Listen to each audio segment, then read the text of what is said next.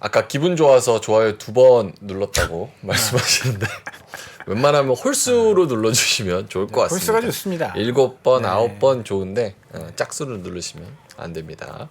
자, 그러면 데일리 힌트 IBK 투자증권 박근영 부장님 모셔보도록 하겠습니다. 어서 오세요. 네, 안녕하세요.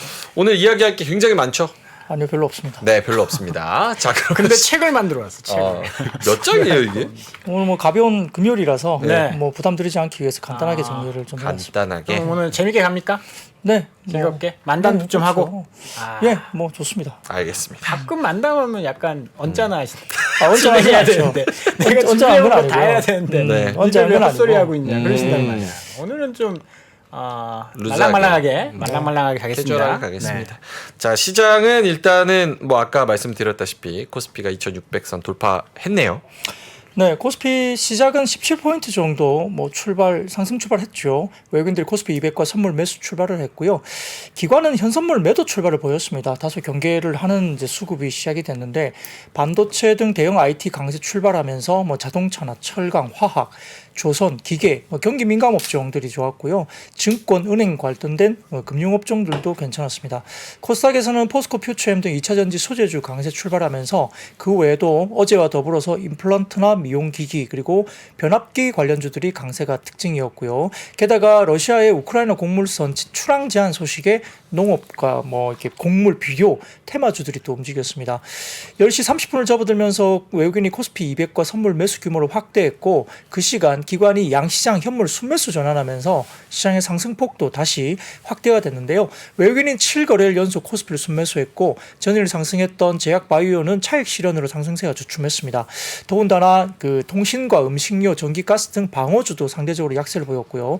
코스닥은 4거래일 연속 상승을 보였지만은 상승 강도가 소폭 둔화가 됐는데 외국인 3거래일 만에 순매도 전환을 했고 2차 전지나 외국인 기관 순매수가 들어왔습니다. 그 12시경에 미국의 부채 한도 유예 법안 관련해서 하원에 의해서 상원에서도 가결됐다는 소식이 전해졌습니다. 디폴트 이슈는 사라졌다 볼 수 있겠고 코스피는 외국인과 기관 동반 순매수가 들어오면서 1년 만에 말씀하셨던 2600선을 돌파를 했습니다. 작년 9월 말 저점 당시 종가가 2155포인트 정도였기 때문에 20% 이상 주가가 올라왔기 때문에 이건 이제 뭐 강세장의 진입 신호냐 뭐 이런 이야기까지 나옵니다. 왜냐하면 기술적으로 바닥에서 20% 이상 올라가면 강세장의 초입으로 생각할 수도 있기 때문입니다. 외연 시장에서는 원달러 환율이 1,300원 초반대로 레벨 다운되면서 외국인 수급의 우호적인 여건이 형성됐는데요. 삼성전자 강세 속에 2차전지 주가도 뚜렷한 강세를 나타내면서 코스피가 상승 주도가 됐습니다. 아시아 증시도 일제히 상승했는데 특히 최근에 낙폭과대의 인식에 따라서 반발 매수가 유입된 홍콩 항생지수가 장중에 4% 이상 급등세를 보였고요. 말씀드렸던 원달러 환율은 국내 증시 외국인들의 순매수세 유입에 장중 1,304원대까지도 빠졌습니다. 업종별로는 종유 화학주 그리고 2차전지 밸류체인 관련주를 강세 기록했고요. 특히 이제 외국인 기관 동반 매수에 이르렀는 LG화학이 장중 5%대 급등했습니다. 5월부터 하락세 지속됐던 섬유의복도 F&F 중심으로 반등세가 나왔고 기술주 상승세가 제격되면서 전기전자도 강세였고요. 반도체 같은 경우는 전일과 좀 다른 거꾸로 가는 움직임이 있었는데 네. 오늘은 삼성전자 상승, 하이닉스는 하락. 어제는 하이닉스 상승, 삼성전자 하락 이렇게 했거든요. 반면 이제 전일 강세 기록했던 의료종밀, 의약품 업종은 곧바로 차익 실현 매물이 출회됐습니다. 코스닥은 기관과 개인의 자금이 유입되는 가운데 코스피 대비 상대적으로 상승폭이 제한됐는데 업종별로는 기계 장비 그리고 일반 전기전자 강세였고 시총 상위단에서는 에코프로비엠 중심으로 2차 전지 소재주 강세였고요. 반면 반도체나 IT 하드웨어, 제약 쪽은 중소형주들이 다소 약세였습니다. 부채 한도는 생각했던 것보다 쉽게 그리고 빠르게 확 지나간 것 같아요, 이슈가. 네, 뭐 그거는 뭐 원래 정치적인 뭐 쇼 정도라도 분석이 됐던 상황이었기 때문에 뭐 근데 이제 오래 끌 거냐, 빨리 끝낼 거냐 뭐 그런 정도의 이슈였지. 그것 때문에 뭔가 부러진다고 생각한 적은 뭐 시장에서는 별로 없었다고 봅니다. 근데 요게 그 추세 측면에서 봤을 때 2600선 돌파에서 강세장의 진입의 초입이라고 하면 그 힘을 좀 받습니까? 트렌드적으로, 추세적으로? 뭐 아까 이야기하셨듯이 네. 20%를 기준으로 네. 고점에서 20% 떨어지면 약세장 진입, 음. 저점에서 20% 오르면 강세장 진입. 그러면 또 시장에서는 펀더멘탈 보는 사람도 있고 기술적으로 분석하는 사람도 있고 차티스트들은 이제 때가 왔다라고 이제 배팅을 시작하기 때문에 20% 이상 올라가면 또 조금 더 힘을 받을 수 있다라고 보는 게 맞겠죠. 뭐 하나만 한 얘기 이거 더 가냐고요. 저는 더 간다고 봅니다. 더 가요. 더 갑니다. 더 분위기가 갑니까? 너무 좋아. 네, 저도 하반기 장은 지금보다는 조금 더 높을 가능성이 있고요. 와. 증권사들이 이제 올해 초에 그 상방 전방을 2,650포인트를 대부분 다 좀 많이 말을 했거든요.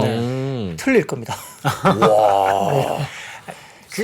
많이 수정을 했어요. 한 3, 4월 달에 저희 회사 같은 경우에도 상방을 2,800? 오. 그래서 그때는 살짝 코웃음을 정말? 그랬는데 이렇게 가다 보니까 뭐 사실 추세라는 게 가다 보면 또 계속 가거든.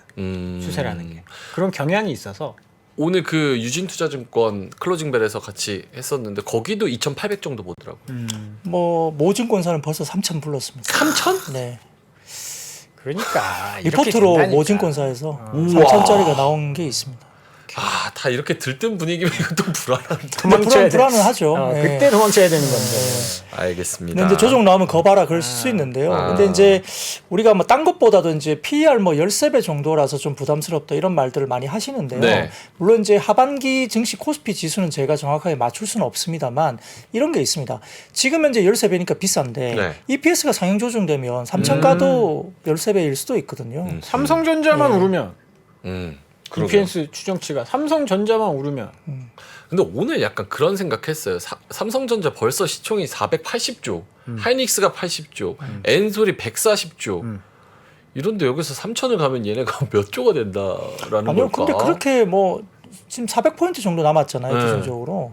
대형주 좀 오르면은 3천도 그냥 갈 수도 있어요. 사실 뭐 워낙 대형주들이 지금 시가총액에서 당길 수 있는 부분이 있고요. 네. EPS 상향이 좀 빠르게 나오고 있거든요. 정말로 빠르게 나오고 있습니다. 그쪽은 역시나 너무 많이 빠졌던 반도체 쪽의 EPS 상향 조정이 먼저 나오고 있고 네. 그 외에도 뭐 대형주들 뭐 IT 대형주라든지 그 외에도 뭐 전반적으로 EPS 상향 조정이 좀 빠르게 하는데 속도가 좀 있다는 점에서는 뭐 상방에 대한 룸이 좀 더 남아 있고 더군다나 외국인 지분율이 국내에 대해서 외국인 지분율이 30%대까지 빠졌다가 네. 이제 살짝 돌아서기 시작했거든요. 아직도 외국인들이 좀 뭐라 그럴까 뭐 마음만 먹으면 살 수 있는 여력은 충분히 있기 때문에 너무 이렇게 겁낼 필요는 없다. 뭐 우리가 뭐 꼭 3천을 간다 아닌다 보다는 현재 지수대에서 너무 겁내지 말자 이렇게 생각하면 좋겠습니다. 3천 가야죠. 3천. 동시 접속도 만 가야죠. 지금 만. 6,800입니다. 좀 힘내주십시오. 네. 자, 그러면 엔비디아 반등 그리고 필라델피아 반도체 지수 강세 일부 관련주가 상승했다. 네, 뭐 전일 뭐 필라델피아 반도체 지수도 강세 마감했는데 엔비디아가 사실 훅 한번 빠졌었잖아요. 그저께였나요? 네네. 그래서 거 봐라 비싸니까 훅 끝났다, 빠지지. 끝났다. 근데 오늘 다시 엔비디아가 또 5% 올랐으니까 훅 올랐죠. 이게 꺼지지 않습니다. 그리고 AMD도 올랐고 마이크론 테크놀로지도 일단 상승세를 보였습니다. 그래서 이제 최근에 급등하던 엔비디아가 일단은 뭐 다시 한번 세게 올라왔고 그다음에 글로벌 투자사인 GQG 파트너스라고 있다고 하는데 그쪽에서 올해 1분기 엔비디아 주식 23억 달러어치를 주식 매수했다는 소식이 전해지면서 역시 급반등을 했습니다. 국민의힘 김상훈 의원이 또 이제 조세 특례 제한법 개정안을 최근 대표 발의하면서 이 반도체 배터리 백신 등의 국가 전략 기술에 대해서 대규모 투자를 하고도 이익이 나지 않아서 세액 공제를 혜택 보지 못한 기업에 대해서 투자 규모에 따른 세액 공제분을 현금으로 환급해주는 내용이 골자인 것으로 알려지는 개정안을 다시 이제 발의를 했습니다. 그래서 그 K-칩스법의 실효성을 보완한다는 점에서 K-칩스법 2로 부르는 거로 아마 이야기되고 있는 것 같은데 뭐 제도적인 보완으로 어쨌든 세법으로 뭔가 이제 뭔가 당근을 주는 거잖아요. 네. 그런 부분들은 긍정적일 수 있습니다. 근데 이제 뭐 오늘 반도체가 다 좋았던 건 아니고요. 네. 개별전으로 이제 왔다 갔다 하는 종목들도 좀 있었는데 다만 이제 DB하이텍 같은 경우는 오늘 이제 KCGI의 주주산 공개 소식이 또 들리면서 다소 좀 이제 공격적으로 이야기가 나오면서 상승 요인으로 작용을 하기도 했습니다.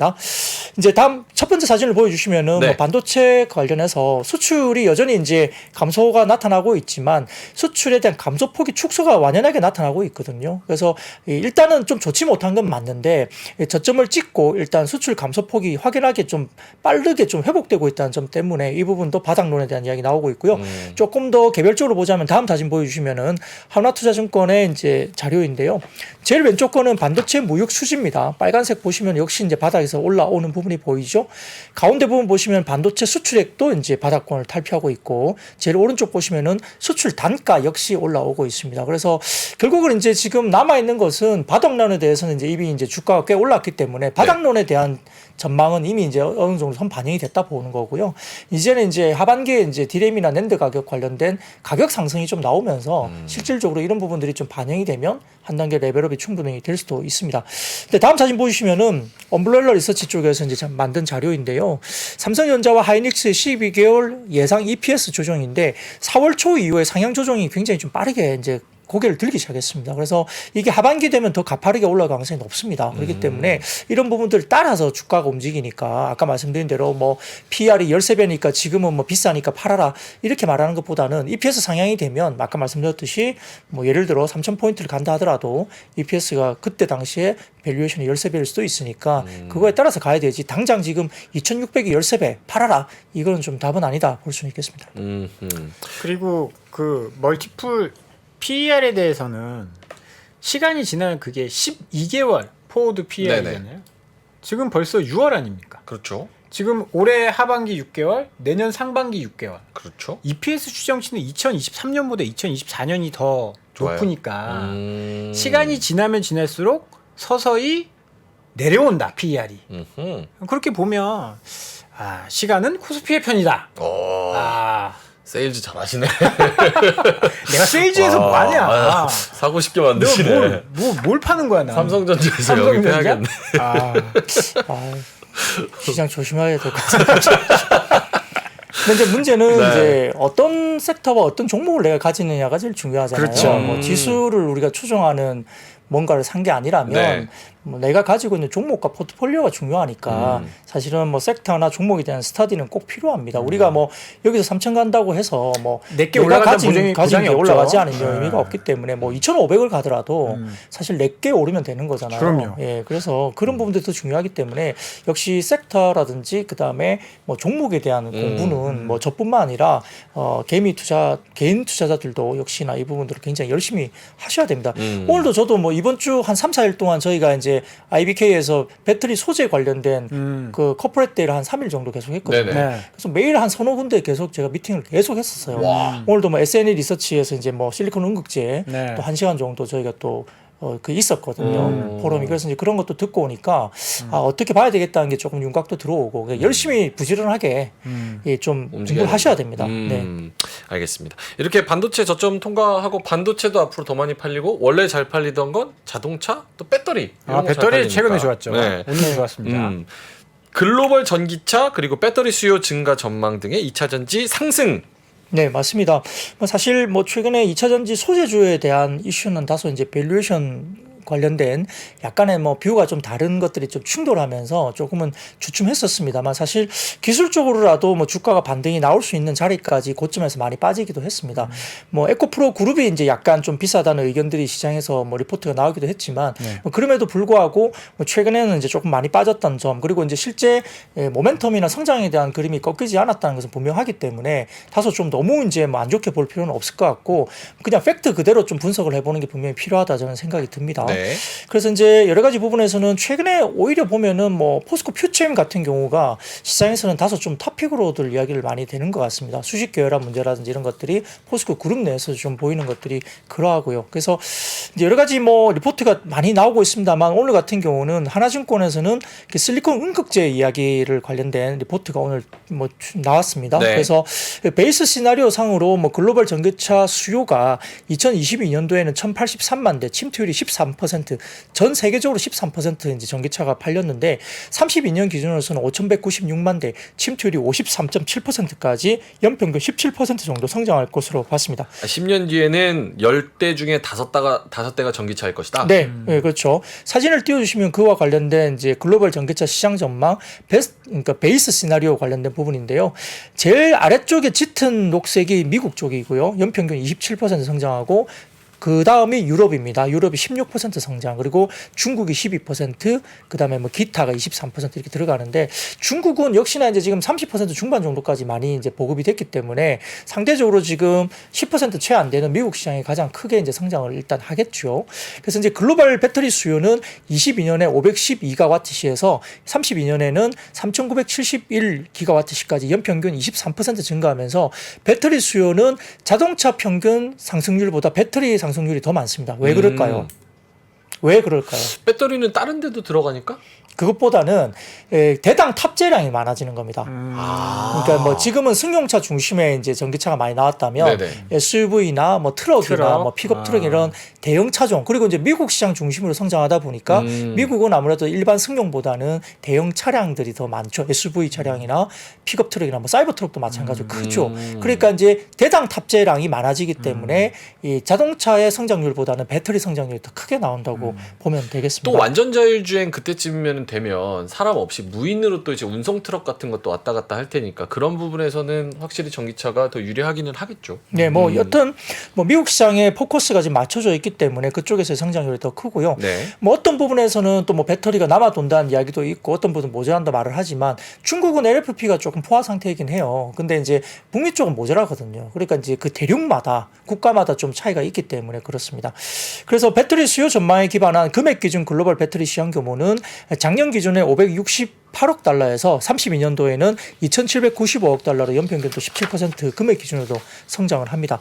두 번째 사진 보여주시면은 지역별 대당 배터리 탑재 용량 추이 전망인데요.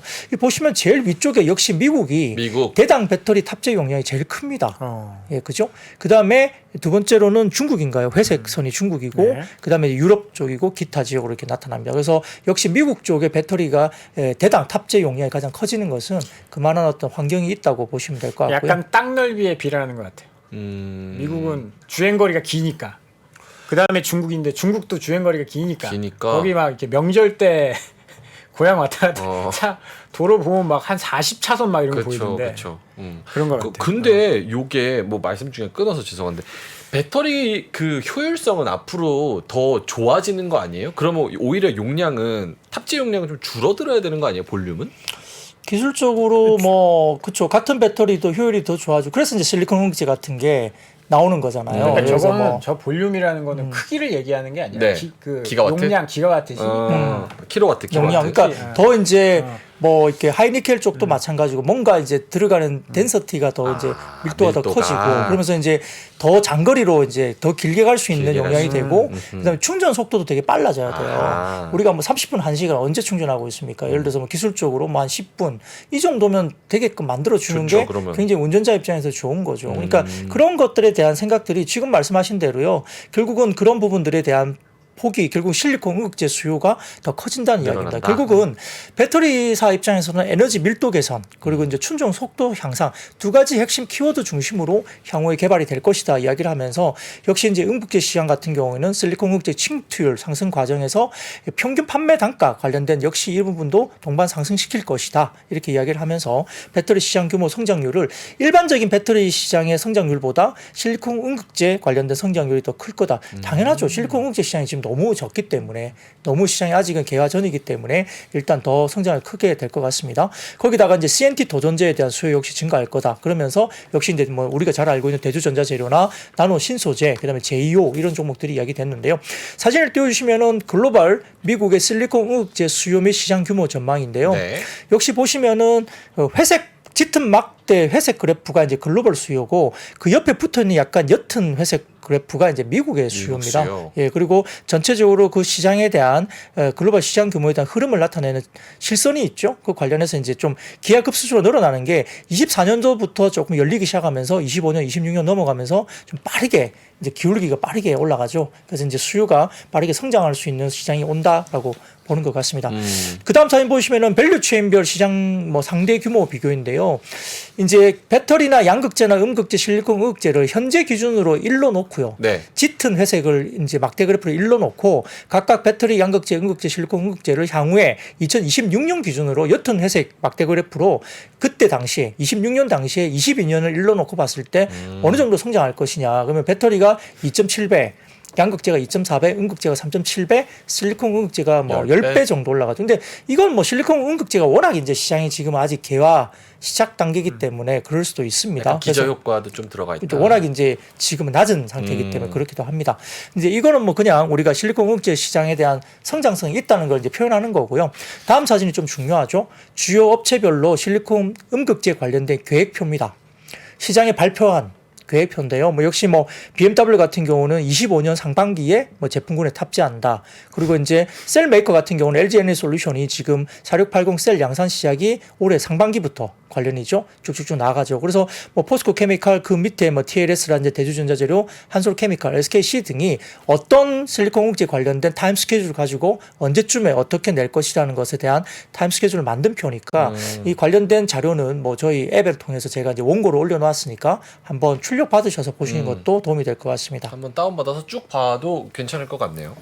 저기 LG 에너지 솔루션이 지금 올해 하반기에 7%에서 10% 정도 실리콘 함량을 높이겠다라고 했는데 지지난달인가 3개월 전에 그런 루머가 한번 돌았어요. 어떤 루머요? 현대차가 니로에 내년부터 올해 하반기부터인가 내년부터 요 함량을 10%대로 지금 3.5% 정도인데 이거 7%인가 10%로 늘리겠다는 루머가 한번 돌아서 근데 실리콘 음극재 쪽 지금 그때 주가가 난리 났었거든요. 당연히 현대차에서는 부인이 아니라 그거는 우리는 그 기술에 관한 건 공개하지 않는다라고 했는데 시간 지나니까 자꾸 이런 이야기들이 도네요.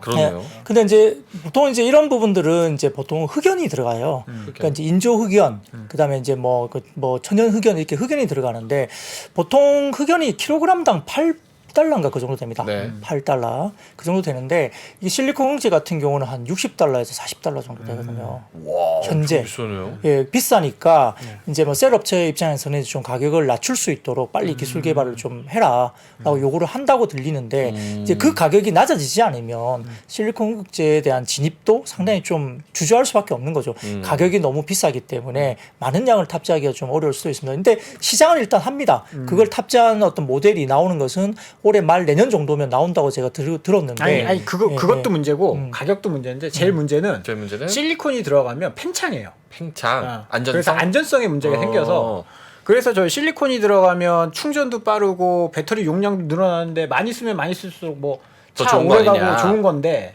충전도 빨리 되고 근데 폭발할 수가 있어서 뭐 그래서 이제 어쨌든 뭐 보안상으로 이제 뭐 도전제가 또 들어가는 거잖아요. CNT 도전제가. 그러니까. 뭐 그런데 이게 이제 멀티월 이제 CNT 도전제가 들어가고 있는데 그게 이제 틴 월드 CNT 이렇게 해갖고 중간에 들어가고 궁극적으로는 이제 뭐 싱글월 이제 그게 CNT가 들어가야 되거든요. 막 하나. 네, 기본은 그렇게 이제 기술 개발은 계속 되고 있어요. 그래서 그렇게 가면은 이제 또 그게 기술 개발도 되고 비싸지는 건데 아무튼 뭐 그런 시장들이 굉장히 활발하게 움직이는데요.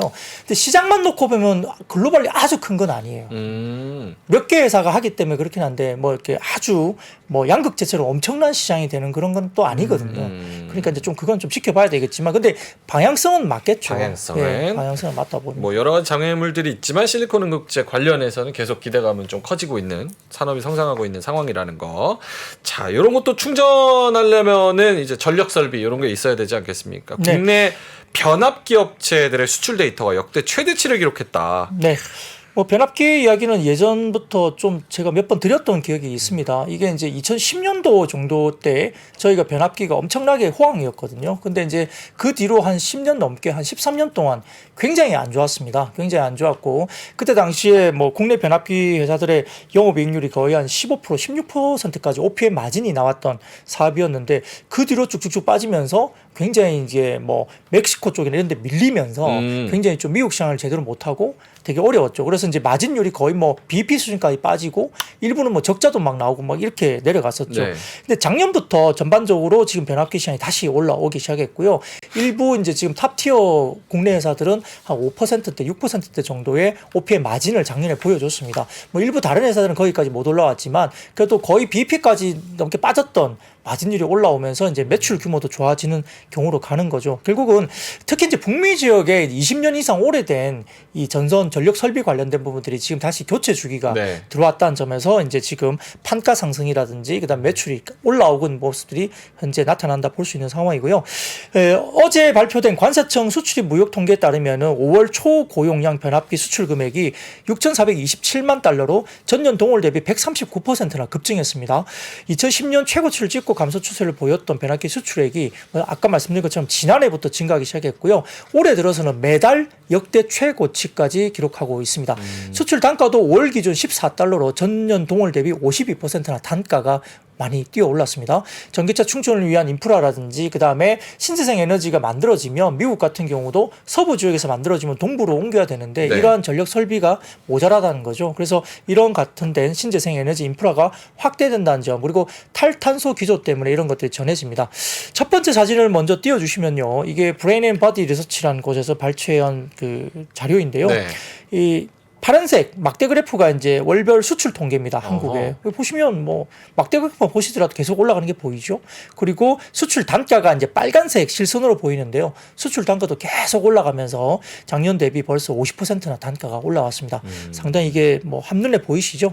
다음 사진 보이시면은 그거 관련해서 이제 각 월별로 2022년 1월부터 올해 이제 5월까지 잠정치까지 각각의 수출 금액과 단가들이 나와 있죠. 그리고 YY 금액 기준, 단가 기준이 쭉 나옵니다. 그래서 이거 표시해 보시면은 어쨌든 수출 금액 자체도 이제 최고치까지 올라오는 부분들이 보이고 있기 때문에 상당히 좋았다 이게 볼 수 있는 상황이고 이제 미국은 변압기의 80% 이상을 수입을 한다고 합니다. 그래서 이런 부분들에 대해서 한국을 비롯한 뭐 글로벌 전력 기계 업체들 수혜가 늘어난다는 점에서는 뭐 전선 기계라든지 변압기 이런 종목들이 오늘 주가가 꽤 괜찮았다 볼 수 있습니다.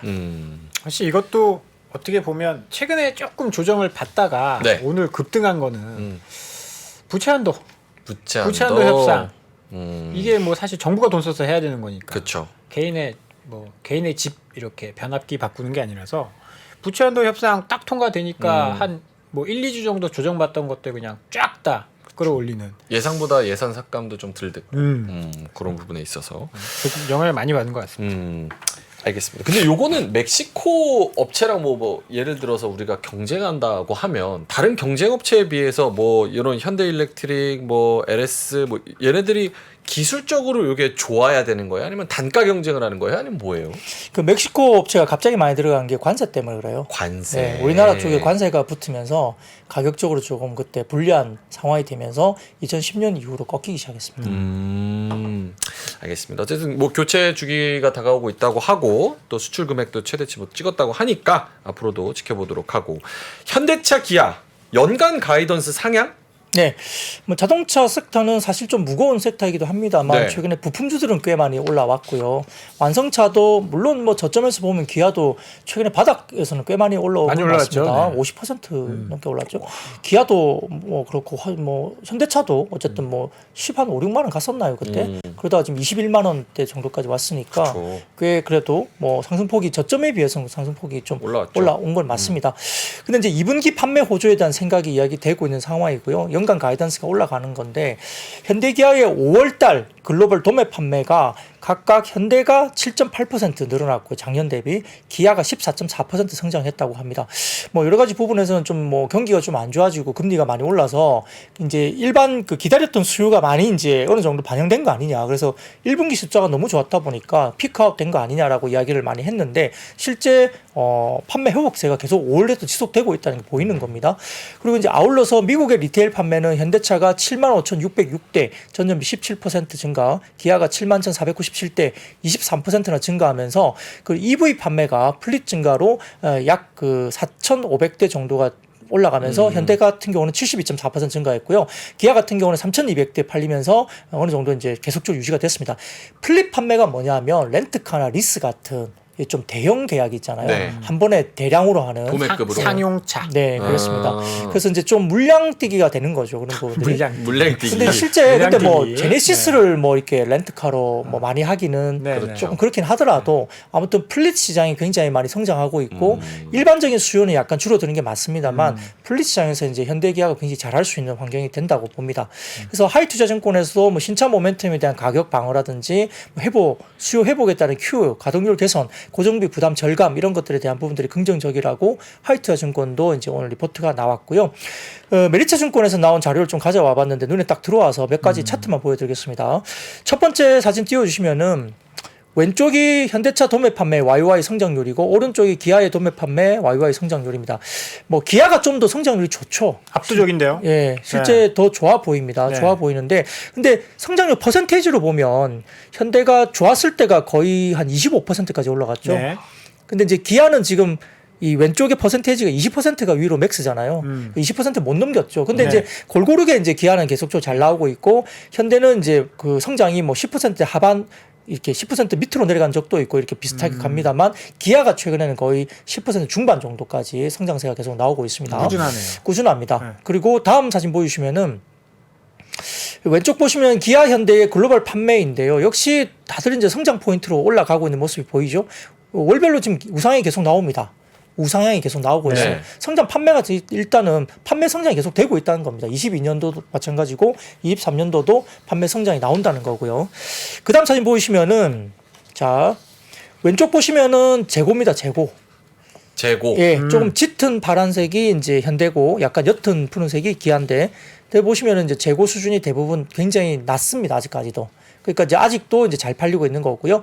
그다음에 오른쪽 보시면은 파랗게 좀 짙게 파란색이 보이잖아요. 네. 이게 경쟁 업체 대비 이제 재고인데 상대적으로 좀 왼쪽 편에 있으니까 재고가 낮은 편입니다. 네. 여러 가지 글로벌 지금 자동차 업체 대비 재고가 좀 낮은 상황에 속한다는 거고 이것보다 더 우리 현대기아보다 낮은 회사가 바로 옆에 복스바겐이 보이나요? 뭐 그런 것들 보이고 도요타가 조금 낮긴 하네요. 도요타. 아래쪽으로 그죠? 예, 그렇긴 하지만 어쨌든 지금 아닙니다. 제가 잘못 봤네요. 네네. 파란색 짙은 게 이제 미국의 평균이네요. 평균, 예, 평균. 미국의 평균이네요. 그죠? 그렇네요. 미국 평균이고 도요타 바로 옆에 도요타가 바로 제일 옆에네요. 낮고 기아가 있죠.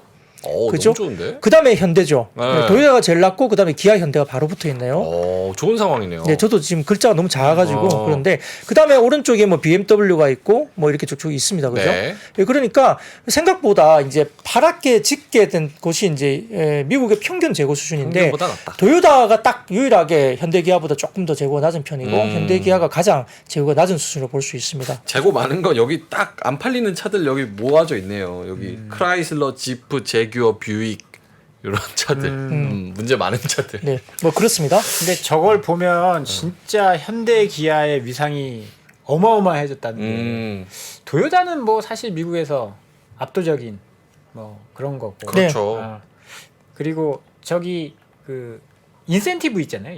인센티브. 딜러들한테 주는 딜러 거? 인센티브. 네. 저것도 거의 도요타 다음에 기아차 다음에 현대차 어. 요 순으로 그렇게 낮습니다. 오호. 그 딜러 인센티브는 이제 차에 그 뭔가 뭐라고 해야 되지? 좀 차가 후지면 인센을 많이 주고. 많이 줘야 되고 많이 떼줘야지. 차가 좋으면 조금만 줘도 되는데 그쵸, 그쵸. 지금 미국에서 벤츠 BMW는 인센티브를 엄청 많이 줘야 된대요. 그래요? 위상이 그만큼 올라갔습니다.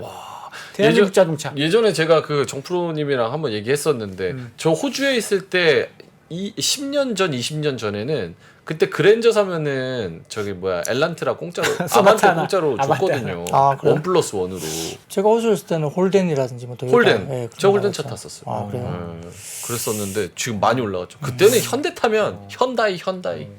뭐 현대 타지 말고 캥거루 타고 다니라고. 그랬죠. 네. 그런데 이제 세상이 돈 바뀌었습니다. 좀 많은 집안은 코알라를 타고 코알라 다녔다고 타고 다니고. 그러더라고요. 코알라가 느리고 좋아요. 안정성 측면에서. 예, 자, 잘안 주죠 코알라를. 자, 요거 쉽게 구하기 힘듭니다. 요거 마지막 저거 봐야 아닙니다. 되는데. 예, 그래서 이제 그거 보면 이제 그 다음 사진 보여주시면은 그 리테일 수요 둔화를 우려시키고 있는 플릿 수요 확장인데 왼쪽 쪽에는 리테일 수요입니다. 이게 보니까 미국 쪽의 리테일 판매가 확실히 죽었어요. 그죠? 왼쪽 차트 보시면은 굉장히 죽어 있잖아요. 네. 그래프가 올라가지도 않는데 오른쪽 보시면 뭐죠? 이게 플릿 시장입니다. 최근에 많이 올라오고 있습니다. 막대 그래프가 쫙 이게 올라오죠. 이게 결국은 이제 코로나 때 우리가 이제 이동성이 워낙 없었기 때문에 렌트라든 이런 것들에 대한 사업자들이 차량 이렇게 확보를 별로 안 했던 그렇죠. 거죠. 예, 근데 이제 최근 들어서는 이동성이 많아지니까 이제 차량 확보를 위해서 많이 올라오는 거죠. 근데 다음 사진 마지막 사진 보여주시면은 이동성, 회복된 이동성에 대해서 이제 플릿 수요 증가가 지속된다는 점을 이제 표시하고 있는 그래프입니다. 그래서 실제 2020년도부터 22년 정도까지는 그 각 이 플릿 업체들이 굉장히 많이 이제 물량을 많이 정말 안 늘렸대요. 그래서 이제 왼쪽 보시면 정말 별로 이제 플릿 판매 증가가 별로 없었잖아요. 네. 근데 이제 23년 접어들면서 많이 올라오고 24년에 이제 증가되는 추세로 이제 지금 추정이 되고 있고 네. 오른쪽 보시면 플릿 판매에 대한 부분들이 확실하게 확인되는 게 올라옵니다. 그래서 이런 부분들 때문에 이 시장에서 이제 어느 정도 잘 하고 있는 현대기아가 좀 대수라든지 매출이나 이런 것들이 상대적으로 리테일이 조금은 시장이 좀 주고 가는 건 맞지만 현대기아가 전체적으로 시장에서는 그래도 잘 방어를 하면서 좋은 실적이 피크아웃이 아니라 좀 더 좋게 갈 수 있다는 어떤 그런 리포트가 나온 것 같습니다. 작년에 막 자동차 얘기했을 때는 앞으로 경기 침체 오고 금리 인상하면 자동차 안 팔릴 거다라는 게 중론이었던 것 같은데 지금 이런 5월 데이터 이런 거 보면 계속 잘 팔려요. 미국 뭐 경기 침체 이런 거 아예 없나 봐요. 그런데 제가 재밌는 이야기 하나 해드리면은 네. 9.11 테러 사태 네. 터지고 막 난리가 났었잖아요. 그래서 뭐 경기 다 죽고 그렇죠. 그 다음에 1년 뒤에 가장 많이 올라갔던 섹터가 자동차예요. 왜 그래요? 사람들이 그때마다 자동차를 제일 많이 산대요. 와, 그것이 왜 그럴까? 글쎄요, 모르겠습니다. 그럼 뭐 사건이 있고 위기가 있고 이러면은 그 뒤에 경기가 막 자동차를 부러진 다음에 그 다음에 이제 수요가 막 폭발하는 게 그때도 자동차를 많이 샀다고 제일 많이 샀다고. 할인을 많이 뭐 해서 그럴 수도 그런 있고요. 뭔가 뭐 프로모션 상황이 안 좋으니까 뭐 살려고 이제 계속 주저주저 했는데 뭔가 이제 뭐 본인한테 뭔가 조건이 안 맞아서 못 샀다가 때문에. 뭐 그때 뭐 이렇게 안 좋으니까 뭔가 또 할인도 할 수도 있고 뭐 환경이 내가 사야 되겠다 이제 신기하네요. 하면서 그래서 그때 9.11 테러 사태 때 이후로 1년 뒤에 가장 강하게 수요가 반등했던 것이 자동차라고 자동차였다? 하거든요. 그러니까 이제 그런 것들이 뭐 똑같은 역사가 반복된다 보기는 쉽지는 않지만 네. 아무튼 미국 시장에서도 이제 수요가 좀 리테일 쪽은 확실히 조금 이제 뭐 살 사람들은 좀 샀겠죠 어느 정도 그죠. 뭐 전기차도 많이 팔리고 있기 때문에 그렇긴 한데 그래도 이제 플릿 수요에 대한 부분들은 현대기아가 과거에 플릿 시장만 갖고 한 20% 넘게 했던 걸로 알고 있거든요. 전체적으로. 근데 그게 거의 플릿 시장이 현대기아가 안 하면서 거의 그냥 없는 시장처럼 된 걸로 알고 있어요. 근데 그걸 새롭게 현대기아가 이제 하게 되면 아무래도 대수라든지 볼륨 측면에서는 또 많이 팔릴 수도 있기 때문에 한번 지켜봐야 될 것 같습니다. 경기 침체에서 왜 자동차 많이 팔리냐니까 피난 가려고 이렇게 하시는데 그런 건 아닌 것 경기 같습니다. 침체를 어떻게 피해서 차 타고 어디를 피해가? 모르겠어요. 자, 알겠습니다. 그럼 다음 뉴스는 우리 박근영 부장님이 영혼을 갈아 넣는 섹터 블랙핑크 마카오 공연 논란 속에 한한령 우리와 등의 일부 관련주 하락.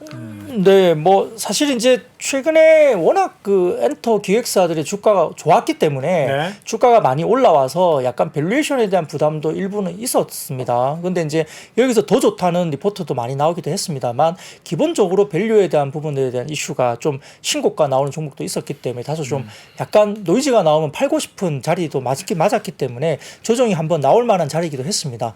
근데 이제 오늘 뭐 월드 투어를 진행 중인 그룹의 블랙핑크가 마카오 공연에서 이 마카오인이라는 표현을 썼다고 네, 합니다. 메커니즘. 네, 영어로 네, 메커니즘. 그래서 이제 중국 관영 매체까지 블랙핑크 논란을 다루면서 이제 한한령 관련된 것이 부활되는 게 아니냐는 관측도 일부 나왔고요. 이게 이제 지난달 20일과 21일 마카오에서 공연을 마친 블랙핑크가 공식 소셜 미디어 계정의 영어로 표현하는데 우리는 이번 주 마카오인 블랭크는 블랙핑크의 팬덤의 명칭이거든요. 예, 그래서 마카오인 블랭크에 깊은 감동을 받았다라고 영어로 표시를 했어요. 그러다 보니까 이제 중국 네티즌들이 마카오인이라는 단어에 대해서 중국과 마카오를 구분했다고 이제 즉각 반응을 하면서 조금 좋지 못한 이슈가 있었다고 아유, 전해졌습니다. 소심하다 소심해. 아유. 근데 중국은 이거에 진짜 예민한 게 뭐 해외에서 애들이 학교 가잖아요. 그러면 홍콩 애들은 I'm from Hong Kong 이렇게 홍콩에서 왔다 그래요. 근데 그렇게 I'm from Hong Kong 하면 본토 메인랜드 애들은 막 이거를 화내, 막. 재수 없어요. 진짜로. 진짜 싫어하고 이렇게 마카니즈라고 하는 것 자체가 우리 입장에서는 사실 뭐 홍콩에서 왔든 마카오에서 왔든 별 의미를 안 두고 얘기하는 걸 수도 있지만 네. 본토에서는 엄청 싫어한다. 뭐 하나의 중국. 그렇죠. 그러니까 이제 주가가 좀 오른 상태에서 뭔가 이제 노이즈가 나오니까 이제 차익 실현을 하고 싶은 생각이 나왔던 것 같아요. 그래서 이게 사실 뭐 이게 무슨 악재다라고 당장 보기에는 뭐 이것만 갖고 시장이 뭐 뭐 엔터주가 빠진다 이게 보기엔 좀 그렇습니다. 왜냐하면 이제 기본적으로 뭐 중국 시장 자체로 돈을 번 게 별로 없었기 그러니까요. 때문에 네. 예, 이것 갖고는 그런데 아무튼 뭐 그런 약간의 노이즈가 생기면서 이제 약간 차익 실현에 대한 어떤 빌미 같은 게 단기적으로 이렇게 나왔다 볼 수 있겠고 그리고 좀 애석하게도 우리의 블랙핑크 지수 씨가 코로나 확진 판정이 나왔습니다. 아, 예, 그래서 이제 일본 오사카 공연에 3명의 멤버로만 지금 이제 그대로 한다고 해서 약간 우리가 우려를 하고 있는 거고요. 물론 이제 공연은 그대로 진행된다고 합니다. 그래서 이게 이야기가 됐고, 뭐 일부 이제 하이브라든지 뭐 일부 YG 엔터가 이제 하락세를 보였는데, 근데 문제는 이제 그것 말고도요. 다음 사진을 좀 띄워주십시오. 아, 지수. 자, 때문에. 뭐 이거는 그냥 한눈에 들어오시죠? 어떤 내용이신지? 네, 그럼요. 네, 아, 이 블룸버그 대단한 뉴스네요. 통신에서 나오는 이제 이야기인데요. 이 블룸버그 통신에서 이제 이야기 나온 이제 뉴스 기사입니다. 이게 하이브가 미국 사업 확장을 위해서 이제 5천억 규모의 에쿼티 자본 조달 이슈가 있었습니다. 5천억. 네, 그러다 보니까 이게 이제 결국은 지분 희석에 대한 뭐 우려가 좀 있었던 것 같아요. 뭐 딱 보이시잖아요, 무슨 말인지. 그렇게 자세히 보세요. 예, 그렇습니다. 300 계속 해석하고 있어. 80 아, 밀리언. 팝하고 나와서 진짜 다행이에요. 그렇죠? 네, 여튼 뭐 이런 것들 때문에 이제 5천억 규모 에코티를 발행하면 이제 지분 희석이 될 여지가 있습니다. 뭐 그런 부분들이 이제 장중에 딱 그 희석되는 수준 정도까지 장중에 빠졌었어요.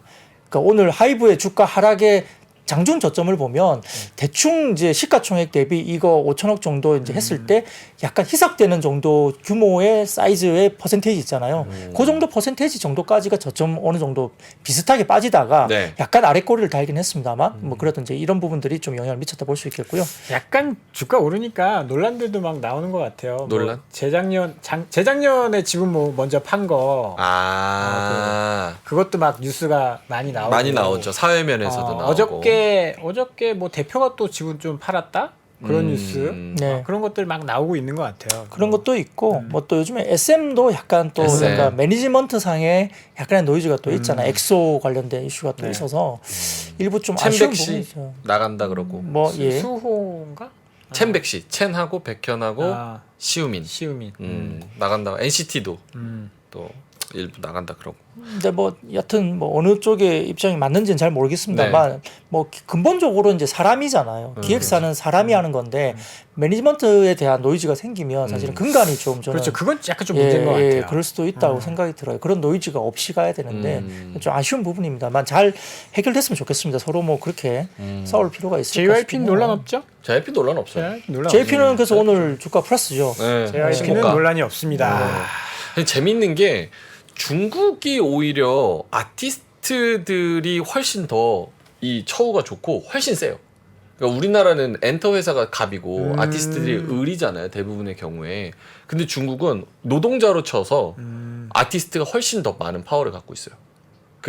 이거 뭐라 그러죠? 수익 배분하는 것도 아티스트가 더 세고 그런 얘기들이 있습니다. 지수 이후로 아무것도 안 들어와요. 어떡하죠?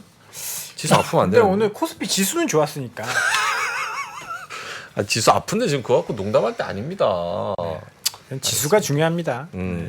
지수 빠지고 이거 공연하면 이게 됩니까 이거? 블랙핑크에서 핑크가 빠지는데? 그러면 다음 주에 지수가 빠질까요?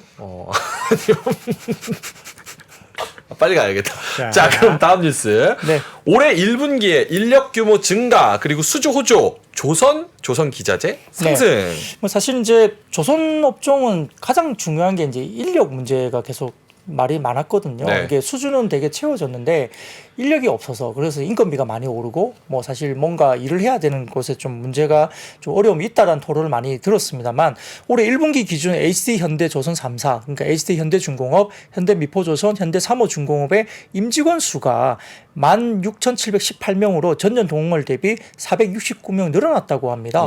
그래서 이제 작년 2021년 1분기 임직원 수는 그 다음에 427명 감소했지만은 1년 만에 증가세로 이제 전환됐다고 이야기되면서 다소 이제 인력 문제 관련된 부분에서 좀 이제 안정을 좀 찾는 듯한 느낌도 좀 드는 거죠. 그래서 네. 뭐 이게 하나가 뭐 어떤 펀더멘탈리 뭐 업종을 뭐 들어올리는 그런 건 아닐 수는 있겠지만은 아무튼 가장 이 사람의 문제가 조선 쪽에서는 굉장히 있었기 때문에 이 부분에 일단 긍정적인 센티가 왔다 이렇게 될 수 있는 상황이고요.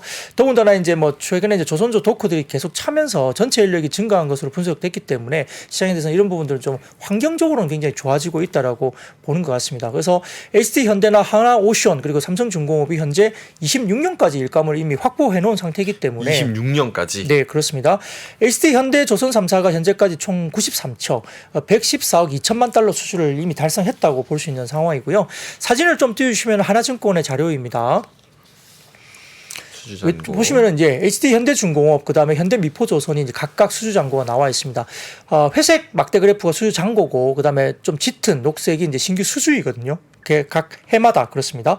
그리고 그다음 사진을 띄워주시면은 네. 삼성중공업과 대우조선해양의 현재까지 수주 잔고와 그다음에 신규 수주표를 나타냈기 때문에 대부분 이제 회색 막대 그래프가 수주 잔고가 꽤 높게 계속 형성되고 있죠. 그래 이런 것들 보시면은 아마 잘 하고 있고 LNG선 중심으로 고부가가치선 중심으로 가고 있기 때문에 이런 것들 가지고 조선이나 조선 기자재 주식들이 오늘 그때 반등을 줬다 볼 수 있습니다. 근데 조선하고 조선 기자재, 뭐 기자재는 빼고 조선은 사실은 악재라고 할 만한 거 별로 없는 것 같고 좋은 뉴스들만 들리는 것 같은데 주가가 그만큼 폭발적으로 가나요? 안 가죠. 왜 그래요? 악재가 없긴 왜 없어요. 뭐 있어요? 수주 다 뺏기고 있는데. 뺏기고 있어요. 올해 수주는 중국이 70% 80% 다 가져갔어요. LNG 선을? 다 모든 선종에서 그래요? 정확히는 모르겠지만 그래서 전체 수주량의 70% 정도를 중국이 가져요. 중국한테 배를 맡깁니까? 이런 건 있습니다. 최근에 이제 일부에서는 LNG 선을 중국이 수주했다 이런 이야기가 나와서 그러면 한국이 LNG 선 관련된 경쟁력이 중국이 올라왔느냐 이런 질문을 하는 쪽도 있는데 저는 섹터 애널이 아니긴 하지만 네. 제가 파악하기로는 중국 내부에서 LNG 선 발주가 있었던 거예요. 아, 유럽선 지네 발주가 거. 아니고. 예. 그런 뚫리는 배. 뭐 그런 거에 대해서 이제 중국 내부의 발주를 중국 업체가 받아갔다는 이야기를 저는 그렇게 알고 있고. 아니 그런 것도 허수네, 있고 허수. 우리는 도크가 다 차 있기 때문에 더 그렇죠. 이상 받을 수 없고 거기서 저가 수주를 할 수 없기 때문에 도크가 있는 쪽으로 넘어간 건데. 네. 그래서 뭐 정말 만들 수 있을지는 별개 문제지만 네. 아무튼 그래서 이제 수주 이야기들이 이제 중국 쪽에서 들리는 이야기들이 있었을 때 이제 그 부분은 이제 뭐 유럽에서 뭐 이렇게 정상적인 어떤 퀄리티를 가지고 발주를 한 게 아니라는 이야기들이 좀 있어서 뭐 근데 그럼 아직까지는 주가로 그렇죠. 다시 돌아오면 주가들은 왜 전반적인 내용은 좋은데 폭발적으로 못 가는 거예요? 조선주는? 뭐 글쎄요, 뭐 PBR 기준으로 봤어도 예를 들어서 뭐 과거 기준으로 봤을 때 뭐 1.6배, 네. 2배 정도 되면 대부분 밴드 상단으로 일단 주가들이 좀 두드려 맞는 부분이 때문에 있었어요. 그래서 아마 PBR 기준으로 보신다면은 조선주가 최근에 뭐 한 배 미만 이렇게는 거래가 되고 있지는 않거든요. 그러다 보니까 이제 어떤 실적만 갖고 놓기에는 조선주가 되게 힘들었어요. 왜냐하면 과거에 뭐 적자가 심했을 때는 이게 실적만 놓고 안 되니까 PBR 기준으로 한 1.6배, 2배 이렇게 가면 대부분 고점이다. 뭐 이런 때가 꽤 많았기 때문에 그런 기준으로 본다면 지금 조선주도 약간 그 밴드 상단 쪽에 놓여 있는 구간일 거예요. 근데 이제 보통 실적 숫자는 보통 2년 전에 수주를 갖고 와서 지금 네. 숫자가 찍히는 거거든요. 아하. 수주 산업이기 때문에 결국은 이제 수주가 계속적으로 수주 관련된 뭔가가 계속 나와줘야 나와주고 되는구나. 신조성과가 계속적으로 올라가 주면 이제 주가가 좀 움직이는 경향이 있는데 그런 부분들 최근에는 신조성과가 좋았습니다. 중고성과도 괜찮았고 그래서 좀 주가들이 반등을 주는 모습이 확실히 보인다는 점인데요. 아까 말씀드렸던 밴드 상단 가격에 대한 밴드 상단은 좀 지켜볼 필요가 있겠습니다.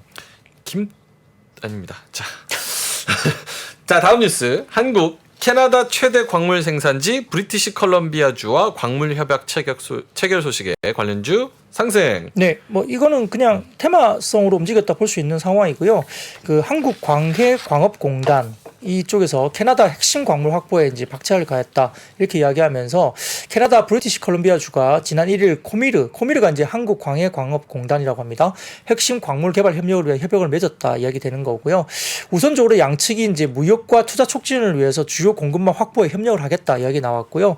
광물 탐사, 채굴, 광물 처리, 광산 재활용 등등에 대한 공동 연구 개발 프로젝트를 통해서 여러 가지 지속 가능성을 확대한다 이야기입니다. 캐나다에는 리튬이 53만 톤, 그리고 니켈이 280만 톤, 코발트가 22만 톤, 히토리가 83만 톤이 매장되어 있기 때문에 주요한 이제 어떤 그런 대상이 될 수 있습니다. 그래서 캐나다와의 어떤 뭐 협력은 상당히 우리한테도 중요한 어떤 역할이 될 수 있다 볼 수 있는 상황이고요. 여기에 따라서 뭐 자원 개발주라든지 리튬, 니켈, 뭐 히토리 관련된 테마주들이 움직였습니다. 요즘 뭐 자원 전쟁이니까 이런 거 확보하는 거 중요하겠죠. 자, 그리고 미국 부채한도 협의안 이 상원 가결 속에 친환경 IRA 친환경 관련 법안 예산 불확실성 해소 신재생 에너지가 상승했다. 네. 근데 이거 상승했다 그러면은 가지고 계신 분들이 우라통 터지시지 않을까? 아 태양광풍요. 네. 상승은 무슨 이러실 것 같은데. 그럴 수 있는데요. 네. 전반적으로 지금 오늘은 뭐 풍력, 태양광, 수소 관련된 주식들이 조금씩 다 올라왔거든요. 그래서 이건 뭐 간단합니다. 왜냐하면은 IRA 법안 관련해서 이제 예산 관련된 불확실성인데 그때 이제 뭐 공화당에서는 이걸 갖다가 뭐 예산 삭감을 하자 이런 이야기 있었기 때문에 근데 이번에 오늘 점심 때쯤에 이제 최종 합의가 다 이제 이루어졌다 통과했다 말씀드렸잖아요. 그러다 보니까 IRA 관련된 세액 관련된 이 부분은 하나도 건드리지 않았거든요. 그러니까 결국 이제 그 불확실성이 해소가 된 거 아닙니까? 그러다 보니까 결국은 신재생 에너지 관련된 종목들의 불확실성이 해소됐다고 평가되면서 특히 이제 2차 전지 같은 경우도 뭐 IRA 혜택 축소라는 우려가 없어진 거기 때문에 뭐 긍정적으로 작용할 수 있겠죠. 근데 2차 전지뿐만 아니라 뭐 풍력이나 태양광, 수소차 관련된 쪽도 같이 움직임이 좀 있었습니다. 요거를 또 기다리시는 분들도 꽤 계셨는데 삭감 안 할 것이다 결국 기다리시는 분들도 계셨는데 그거에 비해서는 뭐 폭발적으로 막 주목받는 건 아닌 것 같아요. 주가가. 그래도 뭐 안 올라가는 것보다 낫죠. 긍정적이어서 좋다. 요새 뭘 해도 안 됐는데 태양광, 그렇네요. 풍력 뭘 해도 안 됐는데 주가도 엄청 떨어졌고 다시 한번 또 갈 때 됐죠. 태양광은 지금 최근에 폴리실리콘 가격이 계속 급락이에요. 네. 한 30% 넘게 빠졌나 최근에. 그래서 폴리실리콘 가격 자체가 워낙 안 좋아서 오시아는 오늘도 떨어졌잖아요. 떨어졌나요? 네, 오시아는 오늘도 오늘 떨어졌어요. 그래요? 분할 상장하면서 분할 상장하고 뭐 그대로. 어제는 급등, 좀 어제는 조금 하락. 올라왔나요? 그런데 변동성이 좀 있습니다. 지금 처참합니다. 신재생 에너지 가야 됩니다. 자, 유엔이 중재한 흑해 곡물 협정을 러시아가 제대로 이행하고 있지 않다. 예. 비료 곡물 농업 상승. 네, 뭐 이것도 사실 테마주기 때문에 뭐 급등했다가 급락했다가 왔다 갔다 할 수 있어서 좀 유의를 표해야 됩니다만 다만 이제 지금 지난 로이터 통신에 따르면은 6월 1일 날 우크라이나 재건부에서 페이스북을 통해서 러시아 대표단이 이팡 선박에 등록을 부당하게 거부하면서 이스탄불에 위치한 공동조정센터가 오늘 선박 검사 관련된 부분도 계획을 수립할 수 없게 됐다고 발표를 했다고 합니다. 그래서 러시아가 지난 이틀간 단 한 척의 이팡 선박만 등록하고도 이에 대한 설명을 아예 안 하고 있고 중대한 협약 위반으로 주장하면서 50척 정도가 튀르키예 해역에서 검사를 기다리고 있고 길게는 석 달 넘게 대기 중인 선박도 있다고 하니까 바다에 떠 있는 거예요? 뭐 그렇죠. 세 그러니까 달 동안? 이제 5월 18일인가 17일 정도가 이제 이 2달 정도 협약을 또 연장을 했잖아요. 네. 근데 지금 그 뒤로 뭔가 러시아가 또 이제 막고 있는 어떤 그런 상황이라고 설명이 되는 것 같습니다. 근데 러시아 입장에서는 이제 연장 이후에 협정의 일부인 러시아산 곡물과 비료 수출 허용에 대한 합의가 제대로 안 됐다라고 주장을 하는 거예요. 그러다 보니까 이제 이게 또 문제가 해결 안 되면 협정을 탈퇴하겠다라고 이제 으름장을 놓고 있기 때문에 관련된 비료, 뭐 사료, 곡물, 농업 이런 테마주들이 또 움직이고 있는데 사실 이런 부분들이 많이 빠졌던 밀이나 뭐 팜유나 이런 것들 많이 빠졌잖아요. 그래서 이런 것들이 있었지만은 이런 또 노이즈 때문에 또 가격이 또 급등할까봐 좀 고민입니다. 이게 또 인플레를 좌우할 수 있는 부분이기 때문에 좀 지켜볼 필요가 있는데요. 과거처럼 그렇게 막 이렇게 목리 부리기는 또 상황이 그렇지는 않아서 아주 길게 갈 것 같지는 않습니다만 빨리 해결됐으면 좋겠습니다. 알겠습니다. 자, 주말엔 뭐 하세요? 저는 전주 한옥마을을 지난주엔 대구 갔다 오시고. 네, 지난주는 대구 부산을 갔다 왔고요. 이번 주는 전주 한옥마을 둘째와 함께하는 이제 한옥마을 여행을 이제 비빔밥 먹고. 그럼 다음 주에는 광주, 여수, 다음 주에는 아직 안 정해졌나요? 국도대장정. 국도대장정. 그 다음 주에는 부산을 가네요. 부산 또 또 가시고. 가세요? 네. 뭐 여행입니까? 부산에 뭐 있으세요? 부산에 이제 좀 집에 좀 일이 있어서 겸사 좀 내려갑니다. 알겠습니다. 자, 우리 데일리 힌트 IBK 투자증권 박근영 부장님과 함께 오늘 시장에 있었던 주가 관련해서 이슈들 짚어봤고요. 주말 푹 쉬시고 월요일날 다시 뵙도록 하겠습니다. 고맙습니다. 네, 감사합니다. 복잡하고 어렵게 느껴지는 재무제표와 용어들 친절한 투자 멘토 사경인 마스터가 매주 새로운 콘텐츠로 알기 쉽게 설명해드립니다. 재무제표 분석과 포트폴리오 구성, 뭐 양대 재무제표라고 그러면 대차대조표랑 손익계산서가 있거든요. 매수 매도 방법, 이때 사는 게 좋겠네, 이렇게 사면 좋겠다. 근데 이렇게 살려면 뭘 해야 되냐면요, 나머지 3분의 1은 놔둬봅니다. 어디까지 가는지. 실전 투자 팁까지 알려드립니다. 오직 3프로 멤버십에서만 만나실 수 있습니다.